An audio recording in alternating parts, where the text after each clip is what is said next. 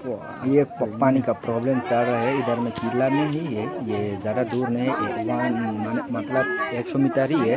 बालू पानी और ये सब और वगैरह पानी बहुत एक महीना हो गया पानी नहीं मिल रहा है, इसलिए वो लोग रोड ब्लॉक कर दिया।